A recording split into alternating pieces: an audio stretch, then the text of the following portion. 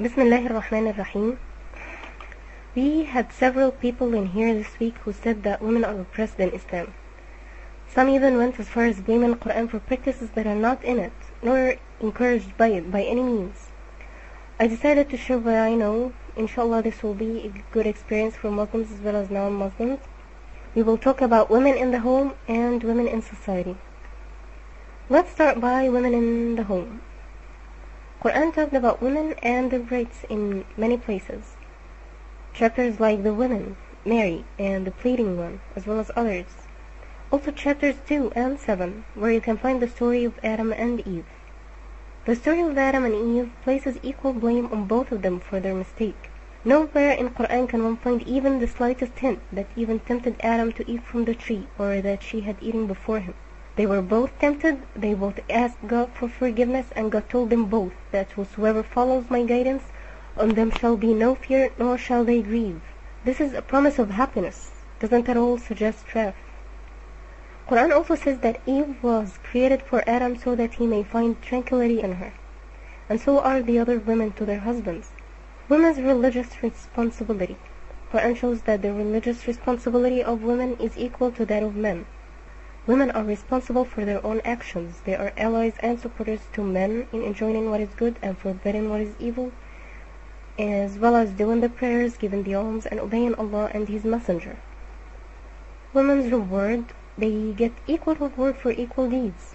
Forgiveness, great reward, heaven, not the least bit of injustice, a good life. Historical women are mentioned several times in Qur'an. We have the mention of righteous women who set good examples to follow, as well as women who were on the other end of the rainbow. It's noteworthy that the righteous women mentioned in Qur'an outnumber the ones who are not righteous. Even though I excluded the verses that talk about the wives of the Prophet and the chapter about the pleading woman, we still have more than twice as many righteous women as the unrighteous. I'll mention some of these women as we go. Now let's talk about females as daughters. Qur'an defends the rights of newborn girls whose families have feelings of shame for having a daughter instead of a son. These are the actions of Jahiliyyah, time of ignorance, but they still happen today, and the daughter might get killed at birth in some countries. God says that He would give as a gift to whomever He wants daughters or sons. Daughters are gifts from God. Qur'an also gives a warning to people who kill their children, and a more specific warning to those who kill their daughters. Now, female as orphans. Qur'an encourages people to take care of them, to look after them, and give them hold of their properties fully when they reach the age in which they can take care of themselves. Also encourages people to help them with money and the best of food.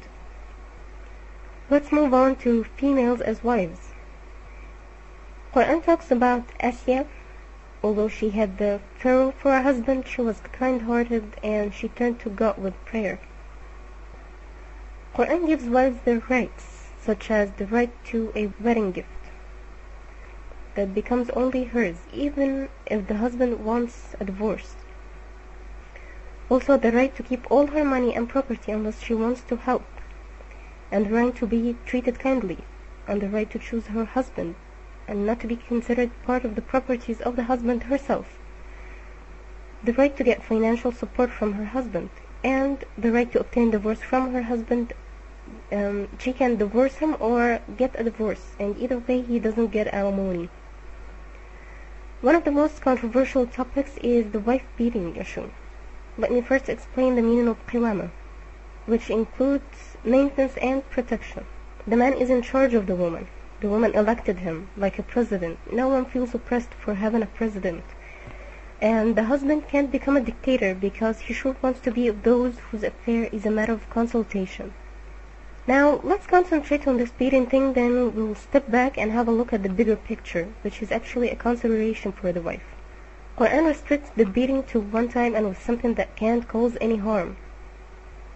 The story of Ayub, peace be upon him, who made an oath to beat his wife 100 strikes. God corrected him without having him break his oath. God said, take a handful of grass and beat her with it just once. It's just a symbolic thing. Now the bigger picture. Let's compare the two situations. The one where nushuz comes from the woman and the situation where nushuz or i'rad come from the man. When the problem is because of the woman, there are 4 options. You go from the one option to the next. The first is to talk to her. She's an intelligent being and she cares about her marriage and family. When the woman wants to talk to her guy, she just says, we need to talk, you know.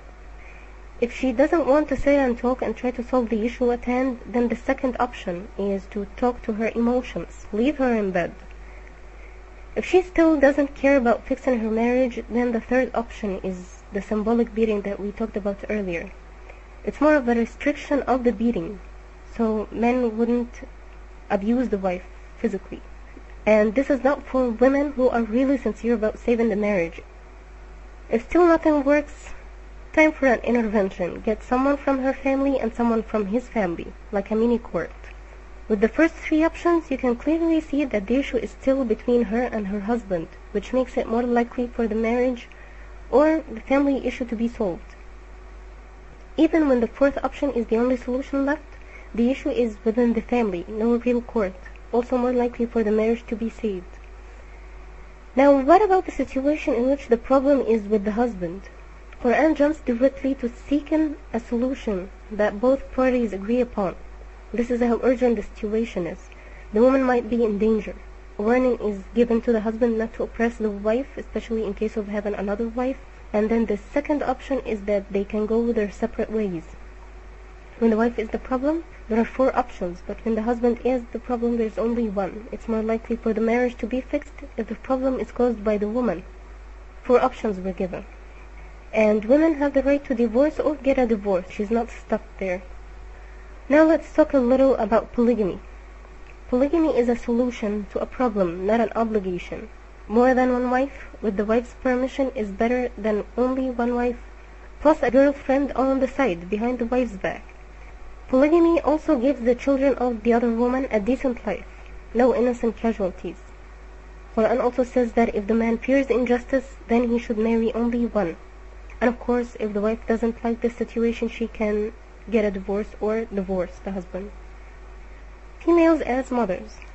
It's an important role in Islam. This is one way a woman can add a contributor to the world. Qur'an gave us examples of mothers such as the mother of Moses, peace be upon him, who was patient and stayed strong when her son was in danger. She accepted God's will and put him in the river only to get him back later. Also, the mother of Mary, she was a religious woman and she made a vow that she would dedicate her child to the service of God. The mother's rights include the right to full financial support from her husband for all her needs as well as her children within the husband's capabilities. She also has the right to work only within her own capabilities. And she has the right to be treated kindly by her children, especially at old age. Females as divorcees. If the husband divorces the woman, he can't take any of her wedding gift or the sadaq.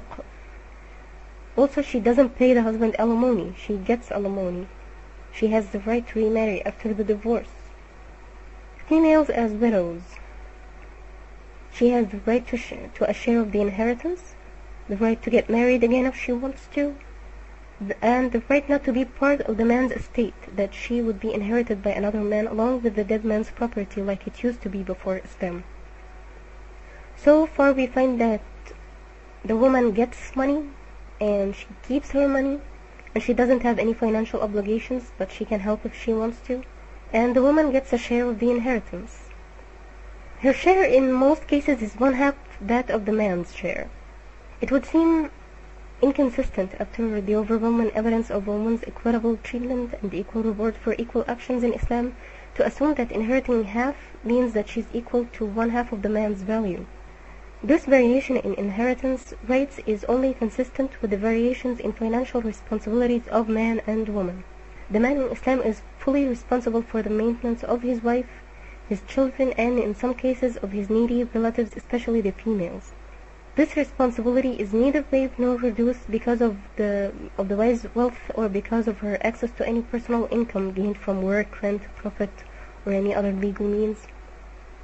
Women, on the other hand, are far more secure financially and are far less burdened with any claims on their possessions. So a woman's possessions before marriage do not transfer to her husband. She has no obligation to spend on her family out of her properties or out of any income after marriage.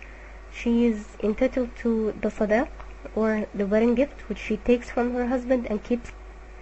If she's divorced, she doesn't pay her husband alimony. So when she inherits half of the man's share, I call this balance.